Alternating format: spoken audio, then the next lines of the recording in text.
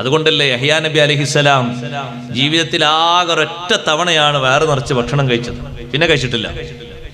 യഹ്യാ നബിന്റെ അടുത്ത് ഇബ്ലീസ് വന്നപ്പോ യഹ്യാ നബി ചോദിച്ചു, അല്ലേ ഇബ്ലീസേ, നിനക്ക് തീരെ പിടിച്ചിട്ട് കിട്ടാത്ത ആൾക്കാരുണ്ടോ അള്ളാന്റെ ദുനിയാവിൽ? ഉണ്ട് എന്ന് പറഞ്ഞു. ആരാണ്? നിങ്ങളെ പോലത്തെ നബിമാര്.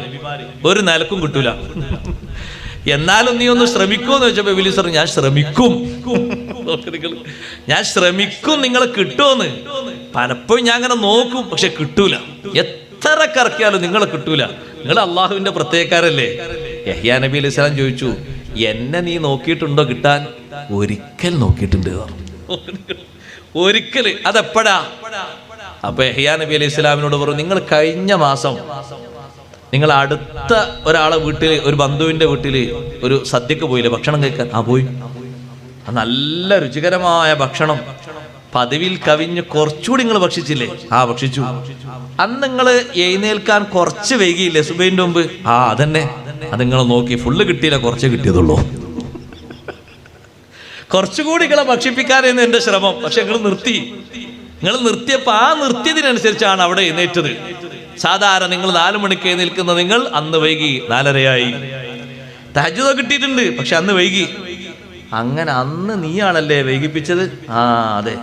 എന്നാൽ ഇനി മേലാലൊരൊറ്റ സമയത്തും മരിക്കുന്നത് വരെ സാധാരണ കഴിക്കുന്നതിലപ്പുറം ഒരു ഭക്ഷണം ഏറെ ഞാൻ കഴിക്കൂല. പ്രതിജ്ഞ എടുത്തുപോയി യഹ്യാ നബി അലൈഹിസ്സലാം.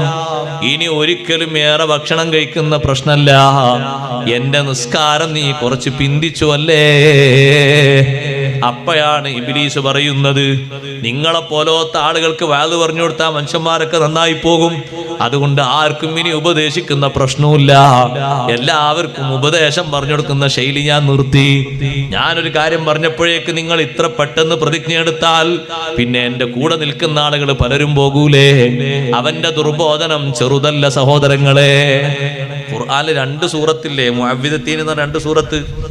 അതിൽ 1-ാമത്തെ സൂറത്തിൽ ലോകത്തുള്ള മൊത്തം നാശകാരികളിൽ നിന്ന് കാവൽ ചോദിക്കാൻ അള്ളാഹുവിന്റെ ഒറ്റ സിഫത്തെ പറയുന്നുള്ളൂ. ഖുൽ അഊദു ബി റബ്ബിൽ ഫലഖ് മിൻ ശർരി മാ ഖലഖ്.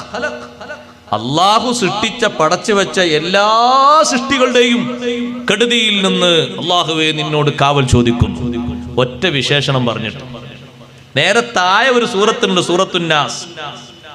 അതിലാകെ ഒരു ഷർറിൽ നിന്നാണ് കാവൽ ചോദിക്കുന്നത്. അത് അള്ളാഹുവിന്റെ 3 വിശേഷണങ്ങൾ ആവർത്തിച്ച് പറഞ്ഞിട്ടാണ്. അപ്പൊ ആ ഷർറിന്റെ കടുപ്പ് എത്രയാ? ഖുൽ അഊദു ബി റബ്ബിൻ നാസ്, മലിക്കിൻ നാസ്, ഇലാഹിൻ നാസ്, മിൻ ശർരി